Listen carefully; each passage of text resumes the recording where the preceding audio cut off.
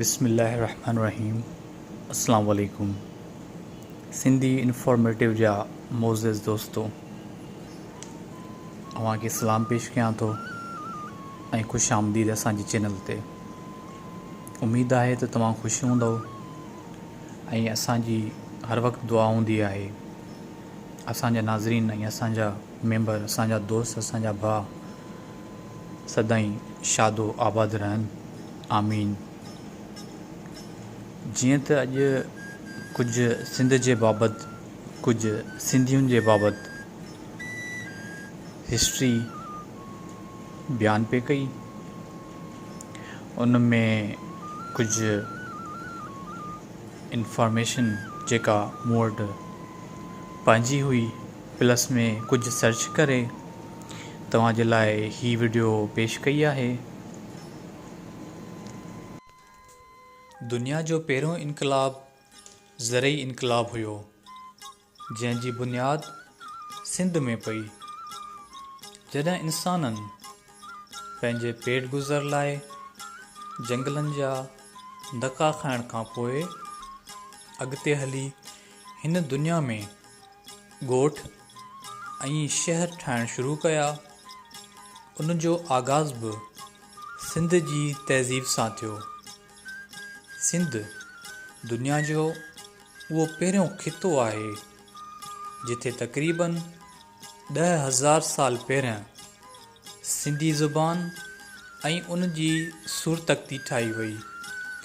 सिंधी ज़बान लाइ जेका सुरतख़्ती ठाही वई उहा अॼु ताईं ॿोली जा माहिर पढ़ी न सघिया, जेका आर्ट ऐं जियोमेट्री जी फ़न जी बहितरीन मिसाल आहिनि ऐं अॼु ताईं मोहनजो दड़ो जे निशाननि में मौजूदु आहे।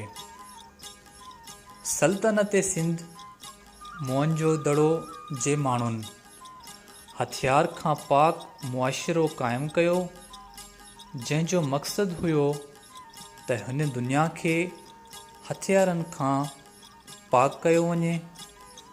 हिन दुनिया में सभ खां पहिरीं सनात जी बुनियादु सिंध में रखी वई। सिंधियुनि कपह मां धाॻो ऐं धाॻे मां कपिड़ो ठाहिण जी मशीन, बर्थ ऐं कढ़ाई ईजाद कई। इन करे दुनिया जी पहिरीं सनअत क़ाइमु थियण जे करे इन ते इंडस नालो पियो। इन खां पोइ इंडस्ट्री जो लफ़्ज़ वजूद में आयो। दुनिया में तौर माप जो निज़ाम पहिरियां सिंध मुतारिफ़ करायो, पोइ तौर माप जा औज़ार पूरी दुनिया में विकामण शुरू कया। दुनिया में सभ खां वॾो मुवासिलाती इनक़लाब तॾहिं आयो जॾहिं सिंध में मोहनजो दड़ो में सभ खां पहिरियों फीथो ठाहे ॾांद गाॾी ठाही। सिंधी हिन दुनिया जी पहिरीं क़ौम आहे जंहिं रंग ठाहिया ऐं उन्हनि मां 7 रंगनि जा कपिड़ा ठाहिया, जेके सामूंडी ॿेड़नि ज़रिए सॼी दुनिया में मोकिलणु शुरू कया। सिंधी दुनिया जी पहिरीं क़ौम आहे जंहिं चांदी, सोन ऐं हीरनि मां ज़ेवर ठाहिया। सिंधियुनि 5,000 साल पहिरियां सिरूं ठाहे शहरी मनसूबाबंदी जी बुनियादु रखी। 1300 क़ब्ले मसीह खां 3400 क़ब्ले मसीह ताईं सिंध ताक़तवर सल्तनत रही। पर अफ़सोस अॼु ॾिसो, सिंध पंहिंजे ग़ुलामी जी बदतरीन ज़ंजीरुनि में जकड़ियल आहे।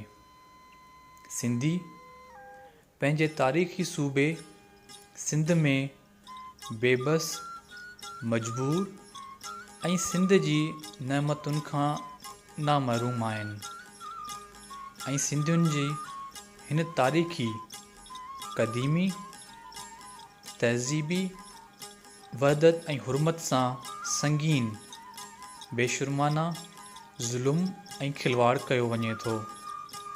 सभिनी पाकिस्तानियुनि जो फ़र्ज़ु आहे त उहे सिंध जे महरूम इंसाननि जो साथ ॾिए। तमामु अफ़सोस जी ॻाल्हि आहे अगरि हुकूमत सिंध ते तवजो ॾिए हा त शायदि सिंध तफ़रीही ऐं सियासी मक़ाम बणिजी वञे हा, पर अफ़सोस हुकूमत हिन तरफ़ का तवजो न ॾिनी। उम्मीद आहे तव्हांखे वीडियो पसंदि आई हूंदी। कमेंट में पंहिंजी राय जो इज़हार कंदा ऐं असांखे ॿुधाईंदा त नेक्स्ट टॉपिक तव्हां छा ते ॿुधणु चाहींदो। ऐं असांजा जेके नवां